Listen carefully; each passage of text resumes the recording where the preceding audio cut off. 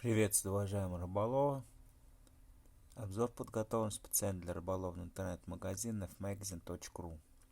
Сегодня у нас на обзоре воблер от компании Касадака. Модель называется Power Slide. Коробка у меня, к сожалению, не сохранилась, но воблер выглядит следующим образом. Длина 85 миллиметров. И, соответственно, вес 19 грамм у данной приманочки.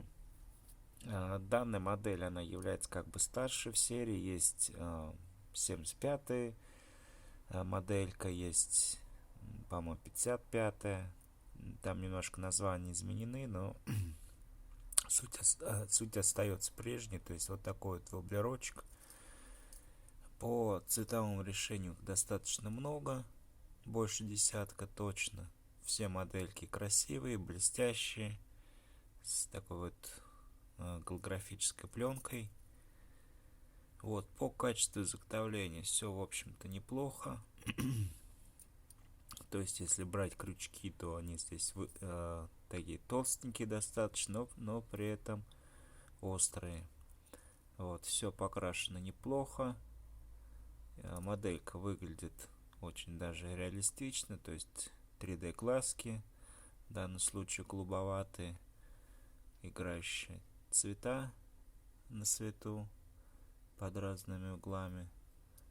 И как бы моделька тяжелая, 19 грамм, и рассчитана в большей степени на ловлю в отвес, то есть зимой. То есть использовать в роли виба,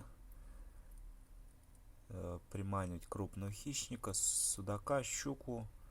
Окунь такую приманку вряд ли клюнет, поскольку размер не позволяет. Но знаю, что некоторые пытались и ловят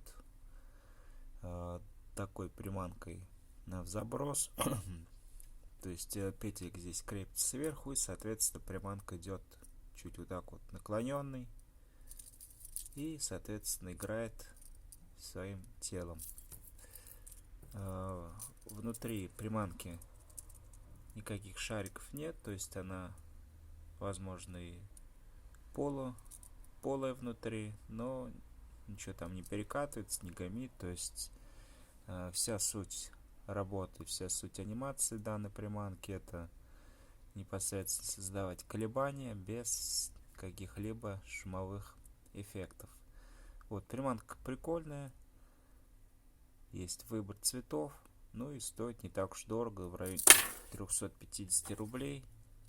Я думаю, для зимнего виба, для зимнего ратлина вполне себе интересная приманочка. У меня обзор на этом закончен. Всем большое спасибо за внимание к моему обзору.